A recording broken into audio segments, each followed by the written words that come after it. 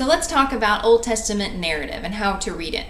This is probably the most, well, maybe one of the most misunderstood genres in the Bible. Oftentimes, people approach the Old Testament narratives or stories with an eye toward the characters. We look at the characters and we try to figure out if what they're doing is good or bad. And if they're good, we decide we want to use them as an example somehow. And if they're doing bad things, don't do what they're doing. But that's really a very limiting way to read the Old Testament. The Old Testament is written not as just like a history book. It's not merely recording a series of events for us. It is what is called theological history, in that what God wanted us to know out of the thousands and thousands of years of the Old Testament, just what he wanted us to know is what is in our Old Testament that we have that we can read. So it is a theological history. It's God's perspective on the history, and it is God's what he thought was most important for us to know. So what we always have to remember when studying God's Word, we never approach God's Word with what am I supposed to be doing, or what does this mean to me. We always approach God's Word with what does this teach me about God? And the Old Testament narratives are no different.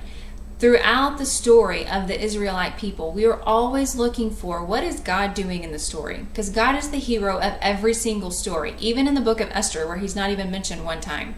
We're always looking to how does God accomplish his plan of redemption for the glory of God. That is what the Bible is about. It is a book about God, and it is about the redemption of sinners for the glory of God. So we're always looking at the stories with that overarching theme in mind.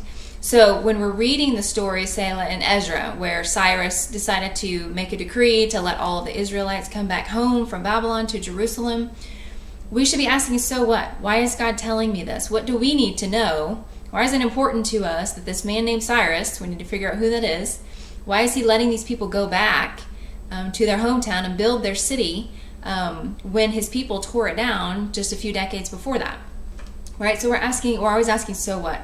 And what we learn about that was, as Cyrus, as the most important or the most powerful man on the planet at that point, that there's nothing that God cannot do to complete or fulfill his promise to his people. He had promised that he would bring them back, and that is how he accomplished that, through the most powerful man on the planet. So we're constantly looking and asking the question, what does this teach me about God? And then and only then can we truly understand the Old Testament narratives, that they're not about the characters any more than life is about us. Life is not about us. Our lives exist to point to Christ. And their lives, the Israelites, were there to point to God and teach the nations about who God was. So in the same sense that we're not the point, they weren't the point either. They were just there to teach us about God.